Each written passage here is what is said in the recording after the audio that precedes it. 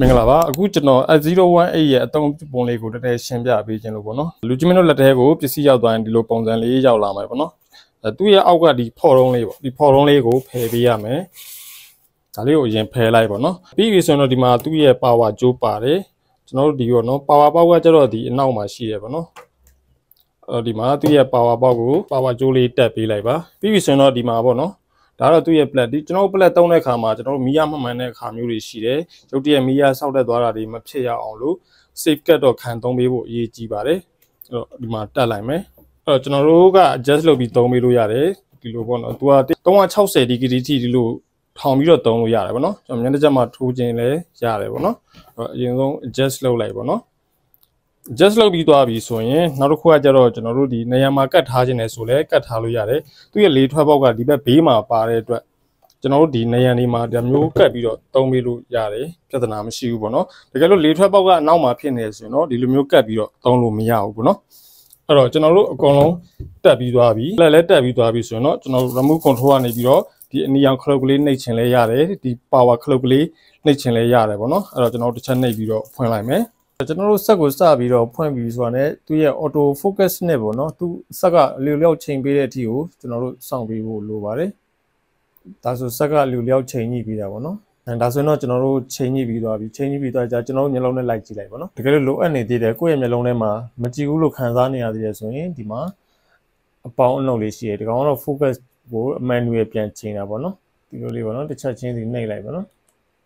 တစ်ချက်ချင်းစီနှိပ်ပြီးတော့ကျွန်တော်တို့လိုလိုလေးပြန်ချိန်လိုက်ပေါ့နော်ဒါဆိုကြည်သွားပြီပေါ့ဒါကြည်သွားပြီဆိုတာနဲ့ကျွန်တော်တို့အရင်ဆုံးလောက်မှာကကျွန်တော်တို့ wifi setting တွေကိုသွားမယ်ကျွန်တော်တို့ wifi ချိန်မယ်ပေါ့နော်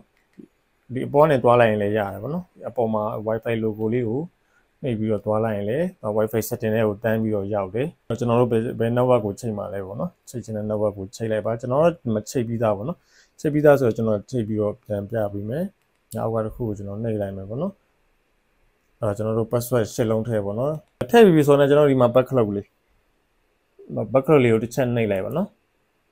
နှိပ်လိုက်ရင် keyboard ပျောက်သွားပြီနှစ်ချက်နှိပ်လိုက်ရင်အပြန်ထွက်သွားမယ်ပြန်ထွက်ရင် password ပြန်ရရမှာပေါ့နော်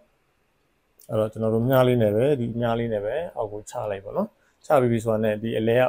okay လေးပဲ okay လေးကိုပဲနှိပ်လိုက်ပေါ့ဒါဆို connecting လုပ်လိုက်မှာပေါ့နော်ဒါတော့ကျွန်တော်နမူနာပြပေးတာပါကျွန်တော်ဒီမှာချိတ်ဆက်ထားပြီးသားဆိုတော့ကျွန်တော်ပြန်ထွက်လိုက်မယ်ဒါက wifi ချိတ်ပြီးသွားပြီပေါ့ချိတ်ပြီးသွားပြီဆိုတော့ဥပမာကျွန်တော်တို့ YouTube ကြည့်ချင်တယ်ဆိုရင်ဥပမာ YouTube ထဲကိုဝင်ပြီးတော့ကိုကြိုက်တာလေးတွေကြည့်ပါတော့ YouTube မှာကျွန်တော်တို့ account ဝင်ဖို့လိုတယ်ဒီ QR code ပေါ့နော်ဥပမာ sign in with your phone ပေါ့ဒီနေရာမှာရောက်ပြီဆိုတော့ကျွန်တော်တို့ login ဝင်ဖို့လိုတယ် login ဝင်ရမယ့်ဟာကိုကြတော့ကျွန်တော်ဗီဒီယိုလေးတစ်ချက်ပြန်ပို့ပြီးပေါ့နော်ဒီမှာပြောရင်ကျွန်တော်ကြာသွားမှာဆိုလို့ပေါ့နော်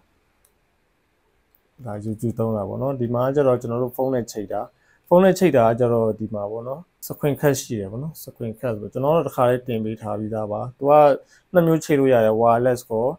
wire နဲ့ပေါ့နှစ်မျိုးချိန်လို့ရ USB ကြိုးနဲ့ပေါ့လေ USB ကြိုးနဲ့လည်းချိန်လို့ရတယ်တော့ application နဲ့အားလုံးရှိတဲ့နေရာကကျတော့ဟိုဘက်တောက်ကပေါ့နော်ဟိုဘက်တောက်က application logo လေးပေါ့နော်အဲ့ဒါမှာတော့ application တွေအားလုံးရှိပါတယ်ဒီမှာတော့ Burmese TV ဘောလုံးဝဲကြိုက်တယ်ဆိုတော့ Burmese TV ဘယ်လိုရှိမယ် football လိုက်ရှိမယ်ဒါကကျတော့ဒီ update TV ပေါ့နော်အဲ့ဒီထဲမှာဝင်ပြီးတော့ download ဆွဲလို့ရပါတယ်ဒါကတော့ bioscope ပါ bioscope ကတော့ကျွန်တော်လာစဉ်ကျိုးနဲ့